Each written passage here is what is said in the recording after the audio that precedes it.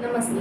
Bhavnath Sanskrit classes में आप सभी का स्वागत है। आज हम पढ़ने जा रहे हैं कारक। यहाँ पर मैंने कारक का टेबल लिखा हुआ है। कारक यानी क्या?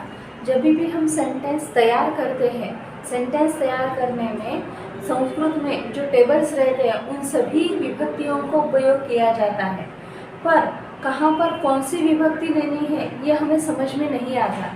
इसके लिए कारक का टेबल सबसे इम्पोर्टेंट टेबल है। यहाँ पर देखिए, मैंने कारक का टेबल लिखा हुआ है। कर्ता ने प्रथमा, और ये बीच के जो वर्ड्स लिखे हुए हैं ये है कारक के विभक्तियों के अर्थ। कहाँ पर कौन सी विभक्ति लेनी है ये इस टेबल से हमें पता चलेगा। कर्ता ने प्रथमा यानी कर्ता जब लेना है, सब्जेक्ट जब लेना है तब उसकी प्रथमा विभक्ति की जाती है। कर्म को द्वितीया यानी जहाँ पर कर्म पद का उपयोग किया जाता है, कर्म पद हमेशा द्वितीया विभक्ति में रहता है। करण से के द्वारा तृतीया यानी करण। करण यानी क्या है? क्रिया का साधन। जिस साधन से आप कर रहे हो उस क्रिया के साधन को करण कहा जाता है, और करण की हमेशा तृतीया विभक्ति ली जाती है। संप्रदान के लिए चतुर्थी। संप्रदान यानी कोई भी काम करने के लिए जो रीजन चाहिए, जो कारण चाहिए, उस कारण के लिए हमेशा चतुर्थी विभक्ति का उपयोग किया जाता है, जिसे संप्रदान कहा जाता है। अपादान से अलग होने के अर्थ में पंचमी यानी किसी चीज से, किसी स्थान से अगर आप दूर हो रहे हो, अलग हो रहे हो, उसके लिए पंचमी विभक्ति का उपयोग किया जाता है, जिसे कहा जाता है अपादान।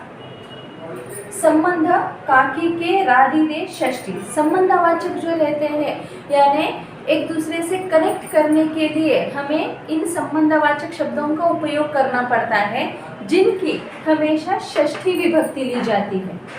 अधिकरण में पर सप्तमी यानी जो स्थान है जहाँ पर वो चीज़ हो रही है, वो काम हो रहा है, ऐसे किसी स्थानवाचक शब्द अगर रहता है तो जिसे अधिकरण कहा जाता है, अधिकरण की हमेशा सप्तमी विभक्ति की जाती है।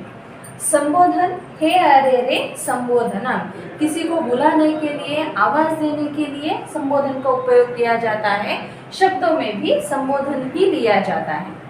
यहाँ पर ये सब समझने के लिए यहाँ पर मैंने कुछ हिंदी वाक्यों का उपयोग किया है, जहाँ पर इन सभी कारक का उपयोग करके मैंने सेंटेंस तैयार किए हुए हैं। राम ने रावण को मारा।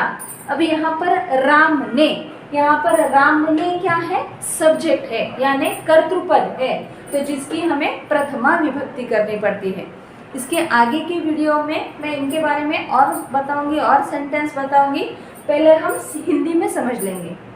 अध्यापक छात्रों को पढ़ाते हैं।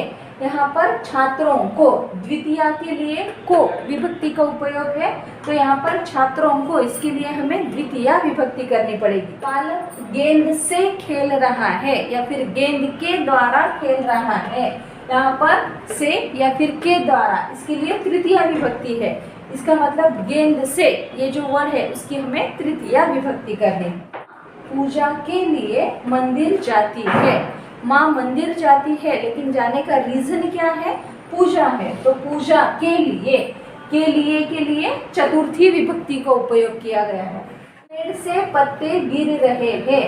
पेड़ से वह अलग हो रहे हैं, तो अलग होने के अर्थ में पंचमी विभक्ति का उपयोग किया गया है, इसलिए पेड़ से इस शब्द की पंचमी विभक्ति करनी पड़ती है। राम के पिता दशरथ थे। यहाँ पर संबंधवाचक है, तो यहाँ पर के काकी के षष्ठी विभक्ति में आ रहा है, तो राम के पिता है, इसलिए राम के इस शब्द की हमें षष्ठी विभक्ति करनी पड़ेगी। पक्षी पेड़ पर रहते हैं।